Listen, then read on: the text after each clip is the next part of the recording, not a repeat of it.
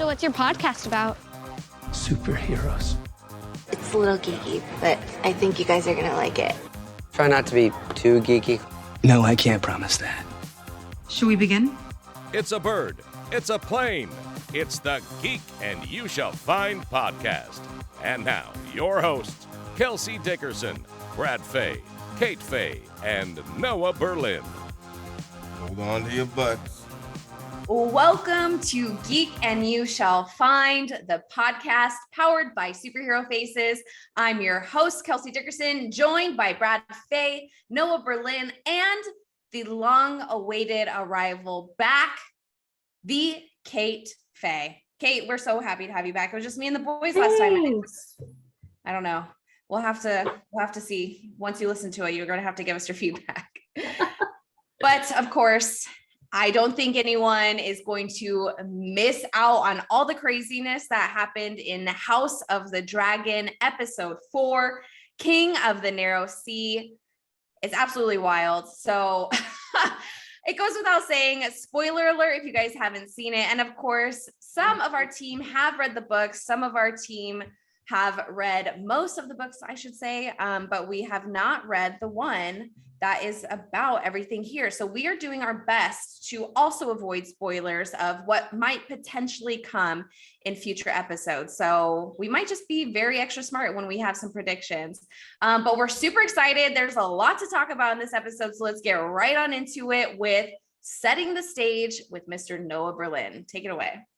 Sure thing. So as Kelsey said, we're going to be talking a lot about the episode 4 and everything that happened in that. So spoiler alert for those that haven't watched the episode yet. But again, everything that we talk about beyond this episode are all just our opinions and predictions. So don't worry if you do not want anything spoiled from Fire and Blood. That is okay. We also do not want anything spoiled for us. So setting the stage, this episode took place around a year after episode 3. King of the Narrow Sea picks up right where the last one left off. Princess Rhaenyra is now visiting the great houses of the 7 kingdoms on a King Viserys planned betrothal proposal tour. Say that 5 times fast. As we see in the opening scene, it's not going too well. Rhaenyra is not very satisfied with the suitors that are lining up and pleading their case for her hand in marriage. So Rhaenyra cuts the trip short, much to the chagrin of her father, and then the action of the episode really picks up when she and her uncle Daemon both return to King's Landing. But I personally love this episode. I think it's vintage Game of Thrones. It's exactly what we knew of the other series with the scheming, with the backstabbing, the politics, and of course the incest, which is weird. But we'll get to that a little bit later. You cannot have Game of Thrones, anything without some incest. We've definitely been waiting for it, and we're going to get into it a little bit later, like you mentioned. I don't know if incest is going to be your MVP, Brad, but without much further ado, please take it away with your most valuable player of House of the Dragon episode 4. Never thought I would say this out loud, but my most valuable player is not incest. I really struggled with this one. I mean, the Noah's point, like we all kind of, it seems like are going to have kind of different opinions on this episode. I wasn't thrilled with it, but I agree with Noah in the fact that a lot of what was happening is what makes Game of Thrones worse. It wasn't like a clear MVP. There wasn't a clear person that I despise this episode. There wasn't a clear person who was awesome. It seems like everyone was kind of a little bit of a mix of a little bit of good, a little bit of bad. Every time you wanted to get behind someone, you're like, okay, I could ride with this person, and then they did something, I'm like, oh, that's right, I forgot about that side of you. But I did pick for mine King Viserys. I wouldn't say I've been like an apologist for him throughout the series, but I definitely haven't been all in on hating on him as much as it seems you guys have been. I've agreed with you guys that he's not a good king, and I'm still not going to argue the point that he is a great ruler or anything, but it seems like while it's taking him longer to catch on to certain things, it seems like he finally at least demonstrated that he knows how to put pieces to puzzles together. He finally put together how Otto Hightower kind of climbed the rankings a little bit. He kind of puts together why Daemon is pretending to be interested in his daughter all of a sudden. So not to say that bodes well in the Game of Thrones universe. Sometimes if you're slow to react or slow to figure things out, it's too late for you. So time will tell if that ends up being the case with him, but at least you got to see a little bit more of he's not just some, dumb, gullible, guy who like can't put pieces of the puzzles together or anything like that. Well, he doesn't put the pieces of the puzzle together. Rhaenyra literally spells it out for him in his face, and it only took him 4 years now to be able to figure out that Alicent, it was not her own doing, coming to his chambers the night of his wife. Otto, like how Otto was like that was and then all of a sudden like he pieced together, oh, it's not a coincidence that you went within 5 days of being this to this, and like Daemon, like, oh, you tried this because of this. Like at least he's kind of making his own decisions now versus being told. Like he didn't run to everyone in his council after he found them like, what should I do, guys? Will everyone like me if I do this? Like he, took action himself and kind of threw his brother down on the ground and was like, yo, you're not coming back. I'm not going to see you again. He at least is taking a little bit more like, go ahead now on things versus like, let me get everyone's opinion and see what they all think. He definitely seems that he's sick of everyone's shit, basically. Before he's like, I'm just going to be content living in peace and nothing's going to be a big deal for me. Let's get everyone's opinion. And now he's like, man, get out of here. I just want you out of here. He had a good quote when he was talking to Otto in that scene at the end, which I thought was an awesome scene. And he said, Alicent was a calculated distraction. I only now realize how well calculated it was. And you see, like you're saying, that the pieces are starting to come together, whether that's too late, whether it will have an impact on his fate, we'll see. But he seemed like he was being a little smarter this episode than he had in earlier episodes. Yeah.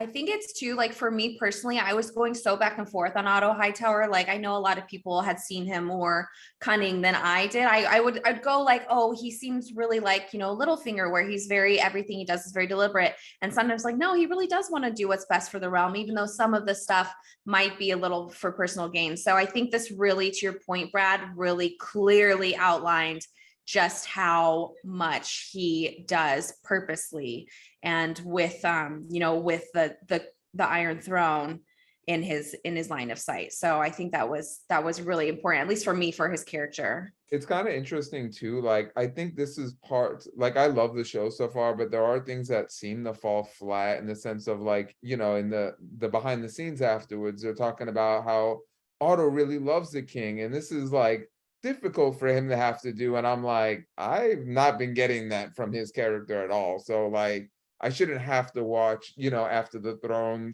scenes to tell me like what a character's intent is or what is motivated. I'm like, oh, I thought he was literally just out for the throne. The fact that you have to explain to me like he really does love the king and thinks he's a good person, this is tearing him up inside. I'm like, yeah, I wasn't getting that vibe at all from him.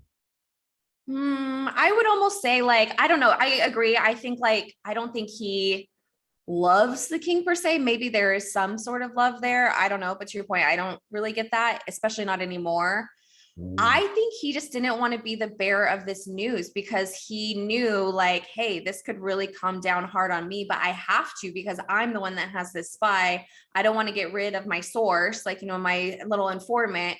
And like, I don't want this to come out and then also come out that I know about it, because then that's like double treason, right? So I think he's more of like thinking like, I don't want to be the messenger. I saw what, well, no, we all saw what happened with Daemon and that messenger. So I think he was really thinking more selfishly. Yeah, so that confused me too.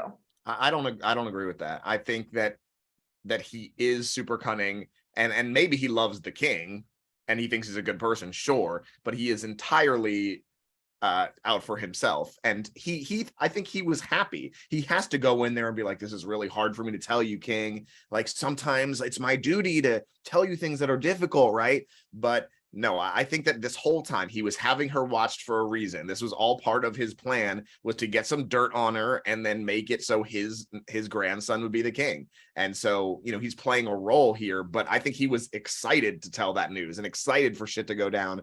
And I do not think he thought that it would go down on him. I thought the whole time he thought it would just discredit and make Rhaenyra look bad. Kate, did you have a MVP? Do you agree with it being King Viserys? I think in one of our previous episodes, we literally said, oh, it's safe to say that King Viserys could be an ongoing LVP. That might have come from your mouth, Kate, I think. Yeah, I don't know.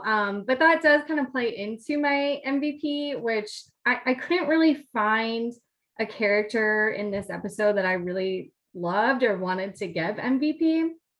So my MVP this week is the gray characters, or like the ambiguity of Game of Thrones and House of the Dragon, obviously. I think one of the things that makes both shows great is that there's a lot of characters and nothing is black and white with them. Like they're always changing. They're always in gray spots. Like for example, Daemon was my MVP last week, and I loved his badass, like winning the war. And in the beginning of this episode, he comes in like all swagger and just like, you know, put this with the others with the sword. Add it to the chair. Yeah, add it to the chair. And it was like so cool. And I'm like, this is my Daemon. But then obviously, I know, but then obviously he kind of like went downhill. I'm like, this is the same old Daemon. Like all he wants, all he's thinking about is just getting the throne and pissing off his brother. And it's so childish and immature. And so, but it's just, I don't know, but I feel like next week maybe he could even come back and like do something that I would like him again. Yeah. So I feel like that's just something that this show does really well. And King Viserys is one of those too. Like I've kind of been up and down on him the whole time. He does some things that make me really like him, and I feel like he's really likable and trying to be a good king, but then sometimes he just does things that are just so ridiculously stupid and just seems to be like just so like doesn't know what's going on, that it makes me hate him. So I don't know, it's just kind of cool though. I like that about this show. I will ask, what do you guys think about his new do? Yay or nay? I think it looks good on it. It was my LVP for the week. Oh, really? His haircut? Oh man, that's him and his haircut. I think that I thought it looked stupid when I saw that, and then I saw a clip from an earlier episode with the long hair where he just looks like Legolas. He just looks like a freaking elf or something, and I'm like, yeah, I think this is an improvement actually. I like it. But I think that he just looks so stupid. I've said it. I'm here for the long hair. His stupid beady eyes. He just looks so stupid in general that no matter what his hair looks like, he's just gonna look. But I had a kind of two-part MVP, and it's tied in together, but it's not. My first is Millie Alcock, who plays young Rhaenyra. I'm just really gonna miss her when she's not on the show anymore. She just crushes it as an actress, and we know that the next episode after this one is going to be the last time that we see her and Emily Carey as the young Alicent, and then they're going to be replaced by new actresses. So it's just going to be it's a little bit of a shame because she's just crushing it, and for this actress to only be in 5 episodes of the series, I understand why, of course, but it's a little sad. And I think that, you know, the scenes that she's in with her father, like those two actors, they just really play well off each other. And every scene that she's in with Daemon, with Matt Smith, are just so good. And I don't know, just like even like little things. I like how the Targaryens are always speaking High Valyrian to each other, like it's this secret language that they have. It adds another dimension. But Millie Alcock's awesome. Yeah. My second part of it is Rhaenyra is my MVP. And I know I've basically said that for different reasons almost every episode so far, but she's just, I mean, I guess I am. She's just dope. She's smarter than everybody. She is more cunning than everybody. And in this episode, as we see, like, and we'll get more in depth into some of these things in a bit, but she finds what she wants and she takes it. And she doesn't care. Like, she does whatever she wants. She says what she wants. She's not one to just sit there and shut up. And most of the time it's the right thing to say or the right thing to do. And if it's not, then we'll see how she deals. But yeah, she went and did her thing in this episode. That's for sure. Yeah, that is absolutely true.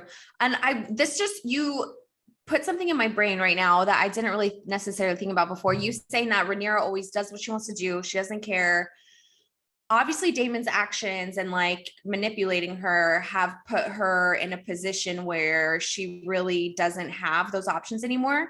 You know how Daemon and Corlys obviously have been working together for so long. Would that ever be a thing that Daemon would be doing for Corlys? Or do we truly think, like, because now obviously Viserys isn't wanting Daemon to be like, wed to her. Now it's forced her hand to go with Corlys's son. I think Daemon is far too selfish for that. I don't think he's doing anything that doesn't serve his own interests above anybody else, whether he's playing a long game or a short game. Maybe it could be opposite, where maybe Corlys planted some kind of seed of like, hey, well, that your little niece, is looking for somebody. Maybe you could be that if you like play your cards right. And then knowing he would fuck it up. And then it's like, hey, okay, now my son's going to be on the Iron Throne. So who knows? Maybe it could go either way. But yeah, that's very interesting. So my MVP, you guys all basically touched on it. But I really loved how this episode has, to Kate's point, just has the gray characters, and just seeing it an ode back to the Game of Thrones that we all know and love. But moving on, I accidentally spoiled the surprise of Kate's LVP, but Brad, would you please like to take it away with your LVP of this episode? Yeah, my LVP, like, kind of same thing. Like everything was kind of in between this episode. There weren't any like real highs, real lows, MVPs, LVPs, but Noah kind of touched on, us losing out on the chance to see some of these actors and actresses for long term because of all the time jumping. And I think, again, like jumping up ahead in between every episode, I think we're missing out on like a lot of little nuances that I kind of would like to see how that has developed. Like what has gone on the past year? Do we need to spend a full episode on it? No, but just every episode, the jump ahead 2 years, it seems like we're missing out on a lot of like possible like character development moments. And I don't know, I just think that's kind of a shame, but at the same time, I do get why it's necessary. It's a big ass book. We've kind of got to get through the thing. Maybe we don't have 10 seasons to do it like they could or should have done for Game of Thrones. So it kind of just seems like we're moving at a weird pace. So I would say that was my LVP, is just jumping ahead from episode to episode, years and years ahead. Yeah, I agree.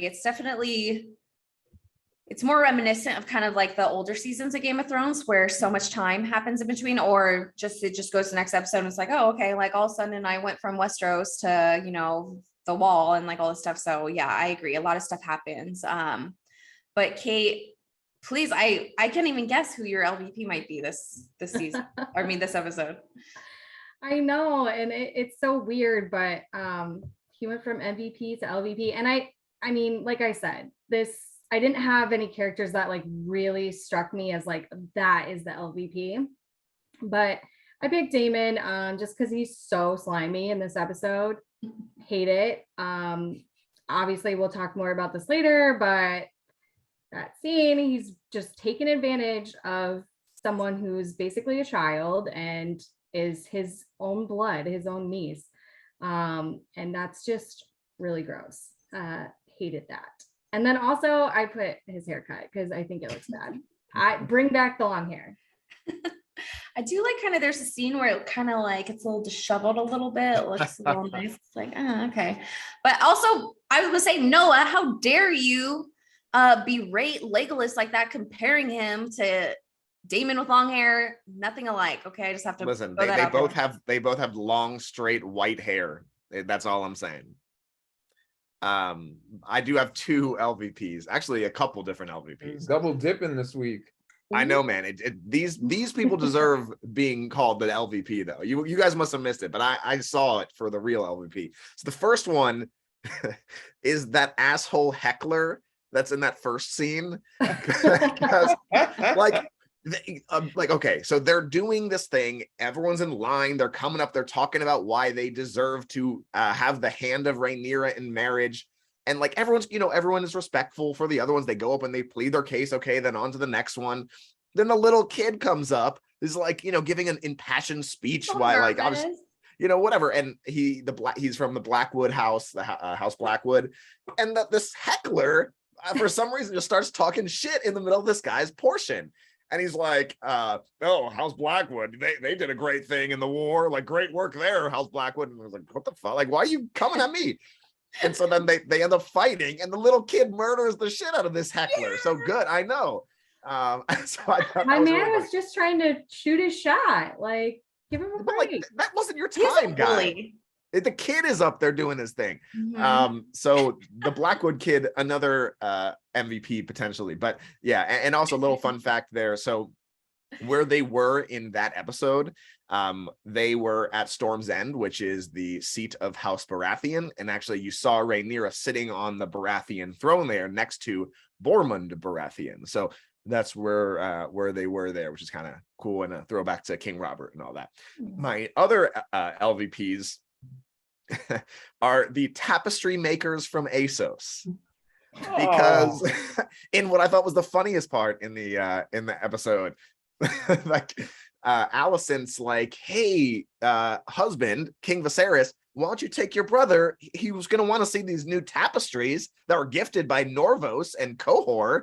And they're all like, ha, ha, he wants to go see tapestry. You don't want to see that shit. Like, you don't want to see that. And like, god damn, these tapestry, they probably worked real hard on those tapestries. But yeah, so that was funny. So hundreds of people sewing these. Man, so why are they the LVP? They should be your MVP. No, man, the tapestry, because no one wants to see their shit. So the tapestry makers of Norvos and Cohor, LVP. Yo, there was so much roasting go in this look. episode. I was thinking, like, one of my notes was so much roasting is going on. Like, everyone was getting like. Man, when the king started cracking up when she said it, it was just such disrespect. She's like, "Oh man, I guess it was a bad idea then. Like, you don't want to do it." That was pretty funny. It was funny. And then it's funny too, yeah, to go on top of it. Then Rhaenyra's like, "Oh, then I'll go look at them myself." And then she just goes and sits on the bench, and Alicent comes She didn't even like, go. "Are those tapestries?" Yeah, and she's like, "Oh man, yo, okay." I do have a note that says, "I'm glad like bullies have been getting got like in these last few like." It's true. Yeah. I did miss an MVP. So talking about Daemon being your LVP, I will say his drive and his dedication to whatever his end game is very admirable. I will say that. But yeah, in the spirit of little kids being LVPs, I'll say the little snitch. What they call him, the white worm. Well, did you guys catch who that was, or like what happened there? The little white worm kid. So I don't think the kid wasn't the white worm. The kid, or is it Daemon? No. So the okay, so you see that scene, right? They're like, hand, we got a message from the white worm. The kid comes out, gives him the message about Daemon and Rhaenyra together, whatever. And then you see Daemon wake up and he's all hungover, and he's with Mysaria, who was his girl in the earlier ones. And then you see that same kid walk in and pay Mysaria. So it looks like Daemon's ex-girl is the one that's ratting on him. Oh, then she must own that brothel that they were in. I don't know if it was she used to be a common whore, as he said in this episode, but I don't know if she's she seemed to have turned that life, I don't know, but she seemed higher up in that one, in the because she said, I like work my way to not be in that position anymore. But it's like, well, it would have been nice if we would have gotten to see that happen, and we'll just take your word for it. But it's like Ross in Game of Thrones, who in the beginning was just like the common whore in Winterfell, and then she goes to King's Landing as the common whore there, and then she works her way up, and then she's like the general manager of Littlefinger's brothel. Well, we see what happens to her. Sorry, little kid, you're not my LVP anymore. But truly my LVP, obviously I know it's the time, and we kind of talk about this in earlier episodes too, where women are really put in their place and they're always reminded and things like that. But just like the sex shaming of Rhaenyra, obviously she turns it around, so hopefully she doesn't get in trouble, and then Sir Kristen wouldn't get in trouble, because she wasn't lying when she said that her and Daemon didn't have sex. But the fact that, they're just saying like, you guys can fuck whoever you want anytime that you want. You can have a million bastards running around. It doesn't matter. He's like, yeah, it doesn't matter, but you're a woman, so it matters. And I'm trying to like get the best deal for you, basically, to be able to make sure that you like know your place and that you fit into your place as the heir to the Iron Throne. So that just always bothers me, and I just have to say it. So that's my LVP. But I agree with you, Noah. I really loved this episode, and it was really hard for me to even find an LVP. But just got to throw that out there. No slut shaming. We don't do that here on Geek and You Shall Find. It's a really good, pretty good segue there into Speaking of slut shaming, it all stems from that scene, which I cannot wait to get on Twitter after this and see everything that's going on. Yeah, Brad mentioned it earlier. Noah mentioned it. Kate mentioned it.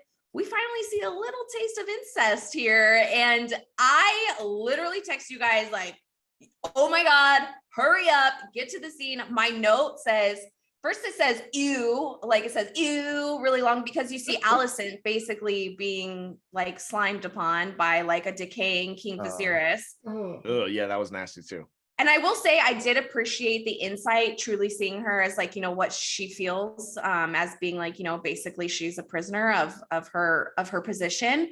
And that really comes out in this episode, because that was a little bit gray and white for me in earlier episodes too. But back to that scene. And really, I'm sorry, before we even get to that scene, what you just said was exactly right. And I thought it was interesting, the scene in earlier on in the episode where you see that Rhaenyra and Alicent are back to being friends. I guess they hadn't been for a while. And now once we pick up in this episode, we see that they are close again. What happens after the episode, we'll see if they remain to be close. But it was a kind of a nice conversation that we had there. But when they're talking about the prospects of Rhaenyra getting married, and Rhaenyra's like, yeah, how romantic it must be to get imprisoned in a castle and be made to squeeze out heirs. And Alicent's like, yep, that's my life. You know, so that's, yeah, it was exactly what you just said. Yeah. You know, and then you see the hesitation when the maiden comes in and is like, the king is requesting your presence. And she's like, it's late. And she's like, yeah, it is. And they're like looking at each other. And then, yeah, you see her face. So it is definitely an unfortunate situation that her father has put her in. But, you know, got to do what you got to do. I thought also that they did a really nice job, like juxtaposing that between Alicent and like her and this, I don't want to say loveless, but unhappy marriage. Yeah. No pleasure there. Like she does not want to be doing that. And also those sores on him are so gross. But so then the juxtaposition of her kind of going through that. And then at the same time, you have Rhaenyra, who's like out on the town, sneaking out, drinking. And then obviously she discovers pleasure later. So I just thought that was really interesting between those two. Oh, she did discover pleasure in multiple ways. So I just got to open it up to you guys. Getting to that scene, obviously we hint at the brothel and all that, but holy shit, I was enthralled. I was like, here we go. Yeah, so I started just like you were saying. I went to prepare for the pod. I have a list and I just make notes as I'm watching this episode. And as I'm looking at my notes, I see that they're getting progressively more and more, I guess, shocking. We're in the beginning. I'm like, oh wow, they're holding hands. I'm like, oh, Day and Ray, look at them, Day and Ray. They're Bay right there. He's just escorting her through the city. They're holding hands. Look at that. And then I'm like, wow. And then in all caps, it's like, this is irresponsible. Like, why is he taking her there? But man, I can't lie. The first thing I did when things start getting a little crazy is I went on IMDb and I looked how old Millie Alcock was, because I'm like, this doesn't seem right for the actors to be even doing this. And yeah, she's, I want to say 22. But still, it was weird. And I even was thinking of posing the question to you guys, like, are we shipping them? Like, do we like them together? I kind of do. I don't know why. Like, they just have such, regardless of what you want to say about their age in Game of Thrones and that they're, you know, very directly tied bloodlines. Yeah. But you cannot deny the chemistry. They have done so well at really just, it's the slight, it's like the little long linger. It's the look that no one else catches. It's her playing with her necklace while all these people are talking to her as potential suitors. So really, like, it's all this tension that has built up, and it's finally come out in one of the most sneaky, like, you know, not sensual in a way, because, you know, it's just like when you cheat, like, it's like so exciting and like all this stuff. It's like affair.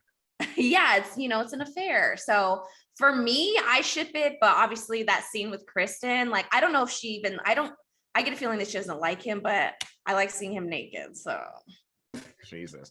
I think that a lot of a lot of what happens with Rhaenyra, and I said it in the first episode, reminds me so much of Arya.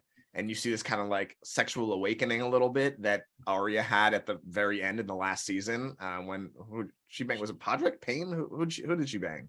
It was I think it Rowboat dude, Man. it was a yeah, rowboat. yeah, Podrick Payne, yeah.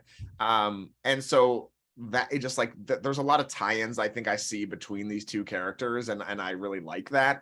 I also thought it was funny when Otto was telling the king about what he heard, and the king's obviously upset, and he's trying to go like tiptoe around the story, and the king's like, just tell me plain, just tell me what it was. And he's like, what were they doing in the brothel? And Otto's like, they were coupling. I was like, oh, coupling. I thought that was funny. Oh God. But man, I think that I'm very conflicted when it comes to this scene. I'm very conflicted when it comes to the scene because it's all about Daemon's motivations a little bit. Like, does Daemon love her? Like, is he in love with her? We see that he, at the end, he's trying to get Viserys to allow him to marry Rhaenyra. Is that genuine? Is it because he wants a more of a direct line to the Iron Throne, and it's really about the throne? Is it more about pissing off his brother and just getting a rise out of him? Or is it that he loves Rhaenyra? And I keep kind of going back and forth. And I think, to be honest, it's a little bit of all of these things, because it is a complex character. And we talked about these layers, and we talked about the how gray some of the characters are. It's not just black and white. But with that, I don't know how you do what he did to somebody that you love. And it's not just like the sexual nature of it, obviously this is a different world than the one we live in now. The Targaryens are known for being incestuous and marrying within the family and pure bloodlines and all these things. But I found it to be very manipulative and abusive what he's doing with her. I mean, he doesn't tell her where they're going. He has her hiding her identity, and then they're going around, and he's, getting her drunk and exposing her to things that she probably shouldn't be exposed to. And it just seemed like all of it was about controlling her and controlling the situation. And it just seems so, I don't know, disgusting for a lot of different reasons. And even the director of the episode said something like, he was, with what he was trying to do, he was trying to shock Rhaenyra. And when he exposed her to this, and when he kissed her, once he saw that it wasn't shocking to her and it was actually exciting for her, she was into it, then he couldn't handle the fact that he wasn't in control anymore. And then you see the kind of impotence, you see that he wasn't satisfied there, and he broke out, he left. But the whole thing is just, I don't know, it's interesting, and it's gross and uncomfortable, but I like talking about it. I think that's exactly what they wanted it to be, like the showmakers, like that. I think that's how we're all supposed to feel, is like, we kind of liked their vibes before this, but then this whole thing like was really gross and just, I don't know, made me feel icky. Yeah. I will say, so, I mean, I think you hit the nail on the head, Noah. Like, absolutely. Like, there's all these things of like, what should we feel, and how are we, like, even processing our own feelings, and even trying to understand Daemon's feelings too. But in my opinion, I think he's a true narcissist. And I don't know if narcissists can love anybody in that way. I think maybe he does have feelings for her in his own way, but his power hungry and like his drive to get to the throne, I think, and him thinking that he's the best fit for it and that he should be on the throne because he's better than everybody else. He thinks he's smarter than everybody else, even though a lot of his shit goes like, fails. Like, he does all these things that maybe it's going to work out, maybe not, but he thinks like he's the best person to do it. So I agree. It's going to be really interesting to see when we get the time jump, which I think is coming in an episode or two. So I'm going to be really interested to see how that plays out. Mm-hmm. What about you, self-proclaimed lore master? Yeah, like, I don't know. The answer could be somewhere in between, but it seems like we're just kind of dealing with like one of two extremes right now with Daemon. Like, either he's able to play the long game, like, he gave her the locket, like either he genuinely like cares about this person, and when she's watching the play and seeing that people aren't receptive to the idea of like a female ruler, is he coaching her for that role and being like, hey, this is something you're gonna have to deal with? Like, is he, what are his intentions? And if he is being manipulative, then he's been manipulative for a very long time, because they've always had that relationship, or did the second he found out she was named heir, oh, well, I'm kind of in good with it. Like, I don't think it just like flipped a switch. I think he's either been, doing this from the start, or genuinely does have feelings for her and isn't sure how to handle it. Maybe, for all we know, maybe Daemon hasn't liked her being like shopped around the other men and thought this was his way to like,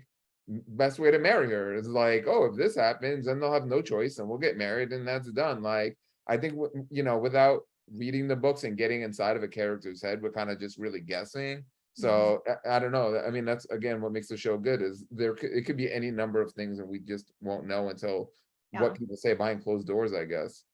And I mean, that would also be in line with his character, or part of who he is as Daemon.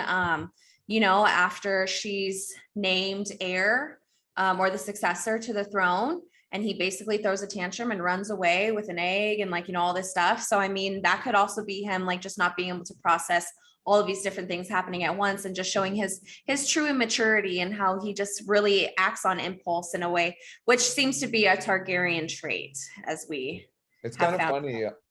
In Rings of Power we just watched, when the captain is saying, what does he say? Like, I have one daughter who like runs towards everything, the other one doesn't think anything through, and it's kind of seems like we're having the same dynamic with these two characters, of one like doesn't think before they do anything, and the other is just like constantly thinking things through. It's weird to have that like dynamic at play.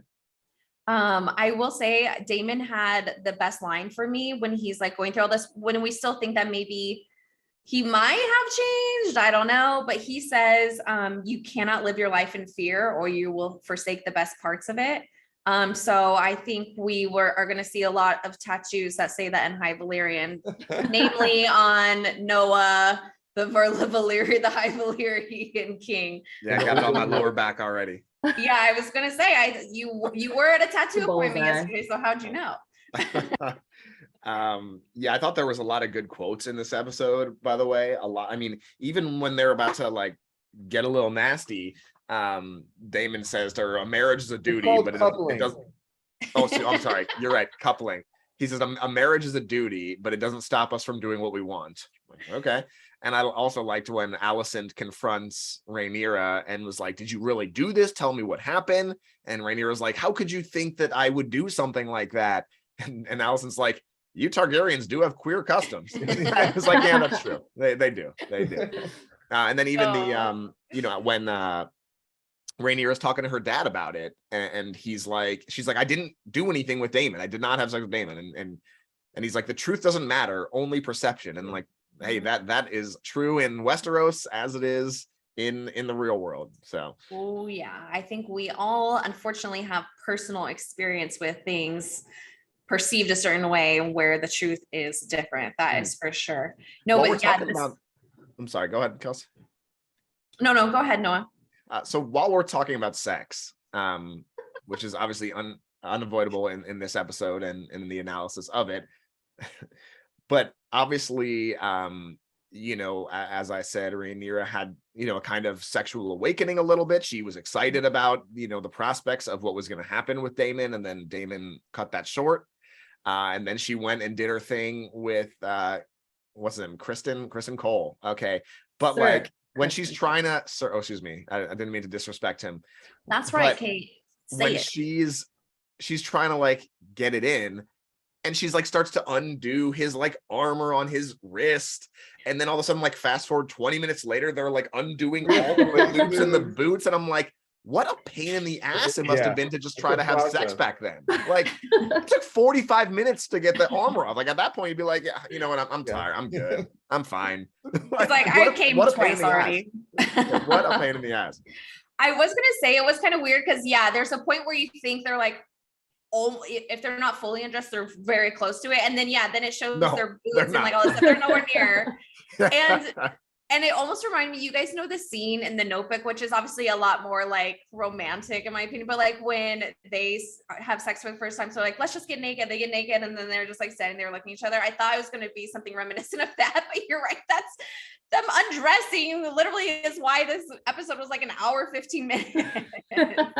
The sun was starting to rise. Oh my God. Okay, I do want to pose a question before we get to our next segment. Do you guys think, I think Sir Kristen has feelings for Rhaenyra that have been repressed, and I, in past episodes, I had thought maybe Rhaenyra had those as well, but she just wasn't, to your point, exploring it or thinking that she could. But in this episode now, I don't think that she does. Like, obviously they exchange some knowing glances afterwards, but it doesn't seem like she does. She just really treats him just as her guard. I think that she is impulsive and does what she wants. You know, if she's trying to get it in, she's going to get it in.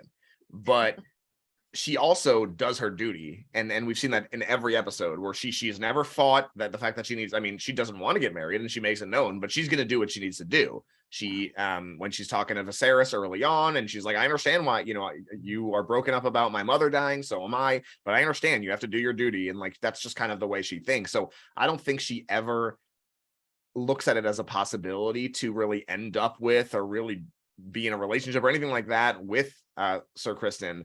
And so, but she thinks he's attractive, so she's trying to do what, you know, what her impulses are telling her to do. But yeah, so I don't know. I think he's a plaything for her, and he took a vow to remain celibate as a member of the Kingsguard, and so he broke that too. So I'm wondering if this were to come out, what's going to end up happening to him.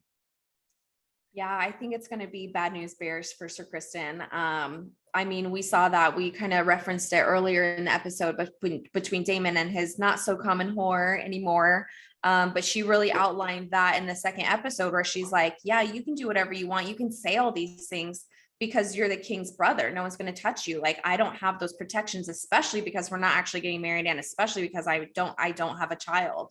But when people think that I do, they're going to come after me, or it puts a bigger target on my back. So obviously for Sir Kristen, having that vow to stay not only chaste, but to protect Rhaenyra.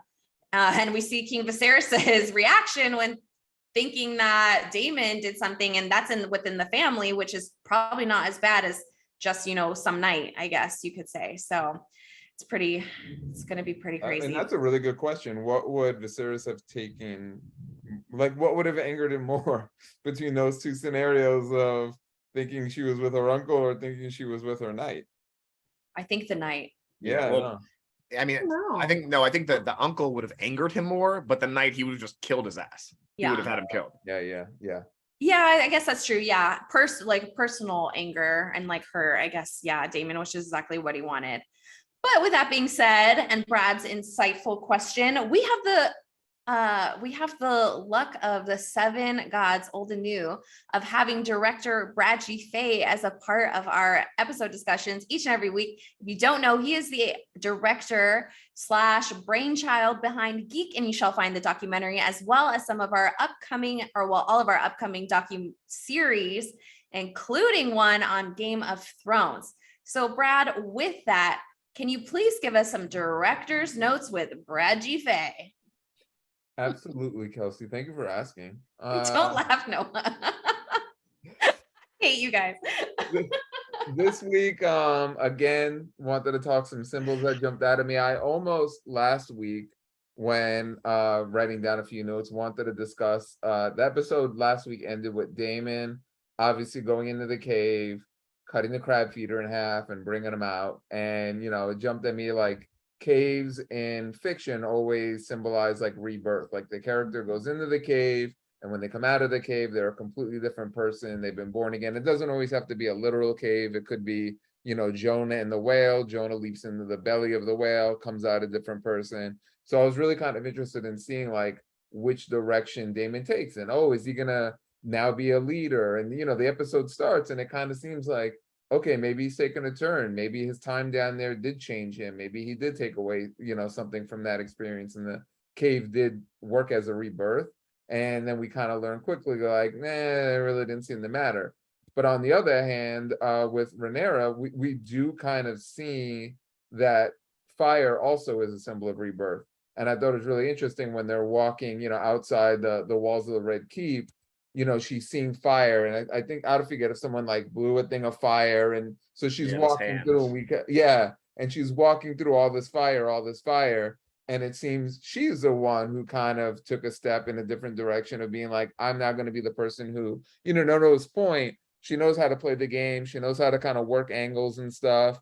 But to go from going back to the castle to just grabbing, Sir Cole's and like taking what she wants, it seems like she's kind of the one that underwent a real transformation and maybe is a different person moving forward. So I think that'll kind of be interesting to watch. Yeah, I love that. And that's what Game of Thrones is all about, right? Like they do things that lead you in one direction and just completely turn it on the back of its head. We talked about zigging and zagging last time, and I remember watching watching a behind the scenes of it, and they were saying, yeah, usually when things like this happen, just naturally people like they expect it to happen on the third thing, right? And it didn't. So then everyone thought like, oh, okay, he's good. And then that next arrow, he got. They know how to take the like archetypes and motifs that we're used to. And like one of our interviews we did for the docuseries, someone makes a really great point in saying like the difference, like Star Wars and Game of Thrones have a lot of similarities, but one of the key differences is George Lucas kind of takes those archetypes and embraces them and says, here's the rogue character who, ends up having a heart of gold.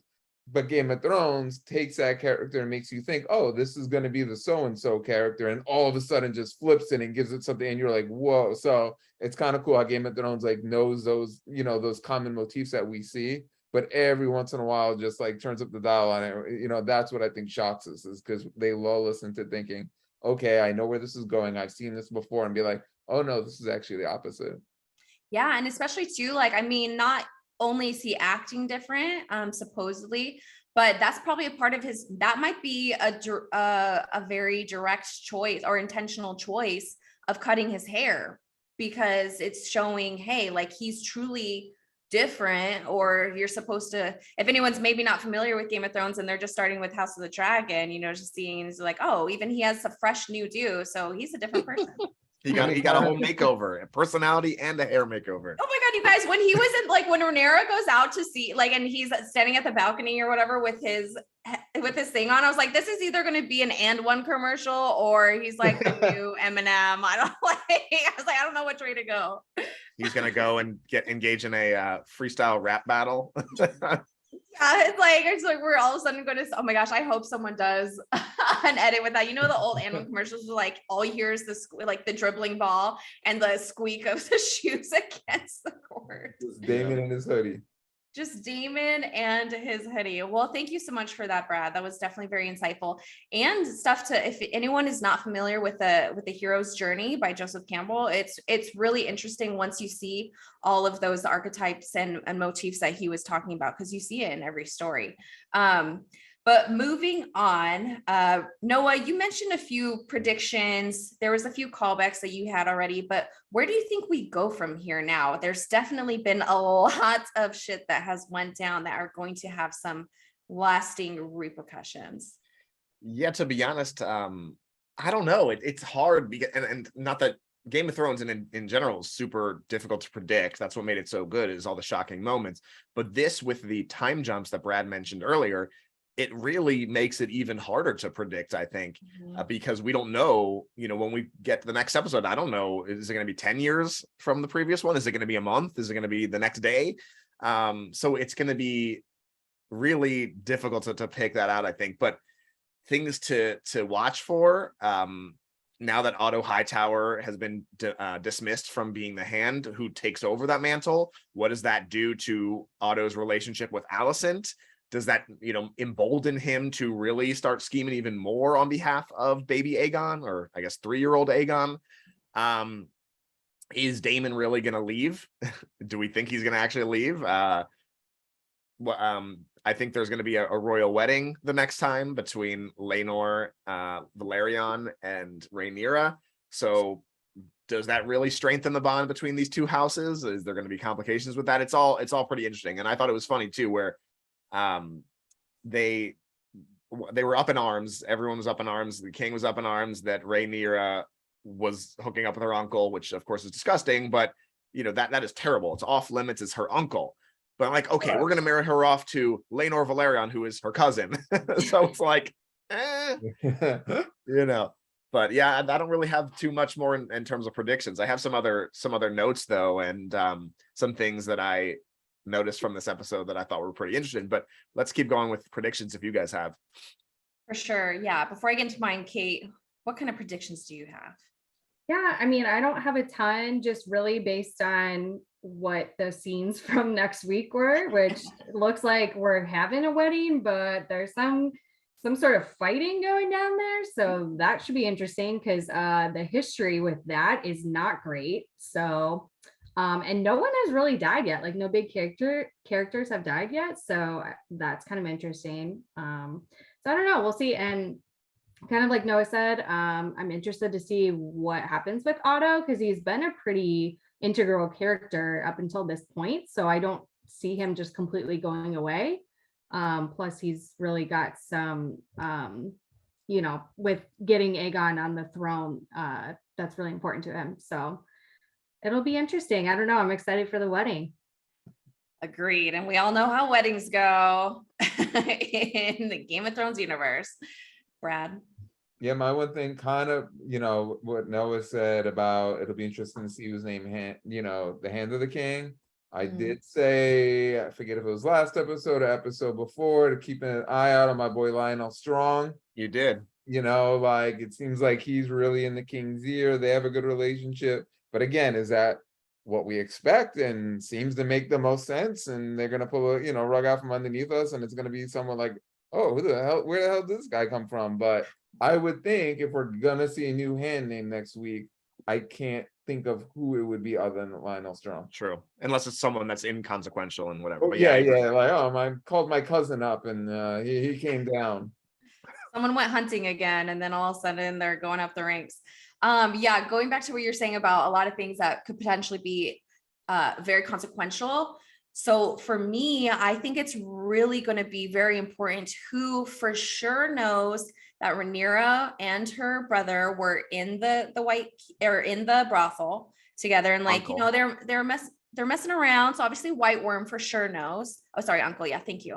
So for sure the White Worm knows. And then the Hand says that this is a very reliable source. Like they've never done me dirty before. So he's going to really be on that. And then at the end, we are left with a cliffhanger of, is Rhaenyra going to drink the Plan B tea? So the Maester, who we all know, they seem very unsuspecting, but they have a lot of stuff and they're very influential as well. So the Maester knows, maybe not for sure, like, okay, so obviously Rhaenyra didn't get diddled by her uncle, but like she did have sex, but no one knows for sure that she had sex and with who. They think maybe they did some stuff, but so if she drinks it, that's really going to say something. If she doesn't, and she does end up getting pregnant, do we know if two people of Valyrian blood, so obviously Corlys and his kin, they all have white hair. Obviously the Targaryens all have white hair because they're all from Valyria. Do we know if two of them come together, they absolutely are going to have kids with white hair? Yeah, I mean, that's what it leads you to believe. Every Targaryen has the white hair. Okay. So if she doesn't drink the tea and it doesn't come out with white hair. Oh.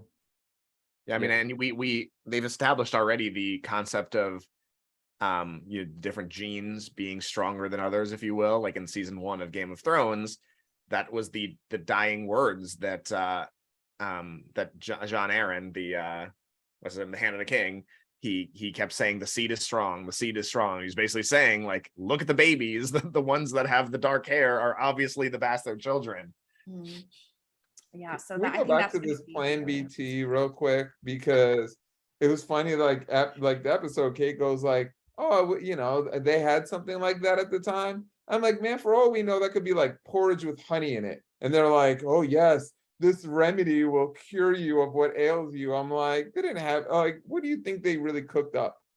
There's a lot of natural remedies. I mean, obviously women for years have been plagued by unwanted pregnancies. And so obviously it's probably not as effective as some things that we have today. But I mean, there's a lot of like herbs and combination of things or overdosing of certain things That old man don't know. have the potential to induce a miscarriage or whatever. I bet you the king went in there and was like, hey, I need some plan B stuff. And the scientist guy was like, oh yeah, I got exactly that here. And he was just like throwing things in a pot at random and steaming it and be like, oh, this is an old remedy that will cure what ails you. I'm like, you don't know what he's doing right now. I mean, the king is definitely rotting away at an exponential rate. So yeah, exactly. You don't even know how to cure those, like, little holes on the king. Like, you don't know what he's doing back there. Basically the Black Plague. But before we get into other things, so obviously a callback was them looking at the dagger in the fire and singing the song, and the reference to the prince that was promised. That it's a little sore spot in my heart. Maybe a lot of other viewers and listeners out there as well, because while we have our suspicions that it is most likely Jon Snow, we don't know for sure, unfortunately. So that was interesting to me, and it just made me it's interesting that that's one of my notes as well, as the dagger, and we know how important it is. We talked about it in the prior episode because they've shown it a lot at the waist of King Viserys, and that's the same dagger that made its way to Tyrion Lannister, and then to Littlefinger, and then to Sansa, and then finally to Arya, who used that same dagger to kill the Night King. But what they didn't know, the characters in Game of Thrones, is that they're actually, it's almost like the one ring in Lord of the Rings, where they put it in the fire and then the Elvish language comes out and it tells the story, one ring to rule them all. That's exactly what this is. From my blood come the prince that was promised, and his will be the Song of Ice and Fire. So it shows that a member of the Targaryens, and Jon Snow is a Targaryen. What we found out, did it matter? No, it did not, but he was.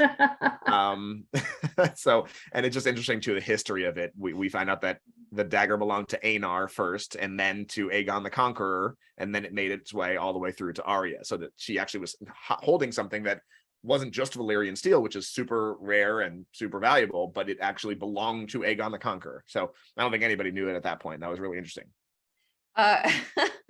That reminds me of how I innocently somehow sparked like a 150 text battle between Noah and Brad when I mentioned something not having any consequence at the end of Game of Thrones. So my bad about doing that before I had to run into something where I couldn't check my text. But Noah, you mentioned earlier that you do have some other things that we maybe didn't get to this episode that we can talk about. Yeah, definitely. So I mentioned earlier, I forgot to say it before, but how Rhaenyra reminds me of Arya with a lot of the different aspects of her character. But when she's going through the city and she had the hood on or whatever, and then that drunkard, which is, I thought it was funny, the captions literally called this character drunkard. So the drunkard called her boy, like, get out of the way, boy. And that again was just like Arya. So I reinforced that a little bit more as well. In that opening scene when Rhaenyra is at Storm's End and they're all professing their love for her and wanting her to marry them, the first person that we see, his name was Beric Dondarrion, who is the ancestor of the character of the same name, who, if you remember, he was the one with the Brotherhood Without Banners that ran around with Thoros of Myr. He had the eye patch, and he was the one that got brought back to life a lot of different times, 6 times, I think it was.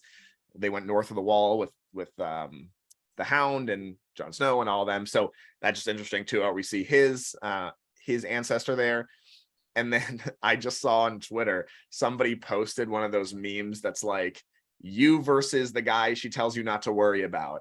And on the left is the heckler guy from that opening scene. And on the right is that little kid that ended up killing him. So I thought that was very funny as well. That's awesome. And that's all I got. Love that little guy. Oh, I don't know if it was callback. The only other note I had that I wanted to ask Noah about, I was going to mention the Rhaenyra being called boy, like definitely the Arya vibes, but also is where Rhaenyra sneaks out. Isn't that passage, like, don't we see Arya running through there? That's when in the very beginning of Game of Thrones, where she's running through and she passes the dragon head. I think that's how she learns to sneak out of King's Landing originally. So that is the same. It's like the I don't know if they call it the dungeons, but yeah, like that's where they have the head of Balerion the Dread. Yeah. And they had the dragon skulls there too. So that's where Arya's kind of snooping around, and she overhears the conversation between Varys and Illyrio Mopatis talking about, oh, the plan, it's happening too soon, and they're trying to marry off Daenerys to Khal Drogo, and she just overhears all this. She doesn't know what they're talking about. So I think that is the same area, and I also think it's the same area that comes crashing down and ultimately kills Cersei right. and Jaime together at the end. Yeah. So yes. Beautiful love ending for them. Yep. Kate, was there anything that we touch upon? Nope, I'm that you good on wanna- my end. All right. Well, if that is it, you guys can speak or forever hold your peace. And what I will say though, last Okay, thing I saw it in your eyes. This is not even about the show itself, but this is about our show. And for those of you that are listening on Spotify or wherever else you listen to your podcasts, I highly encourage you to watch us on YouTube, because we do funny things and we look funny, and it adds another funny element to this podcast. So we appreciate all you guys, those domestically that are hanging out with us and taking in this content with us, and those internationally. And I don't know one of you guys, why don't you talk about the different subscribers that we got in different countries all around the world? Yes, everyone has really been showing us so much support these last few weeks, especially recently.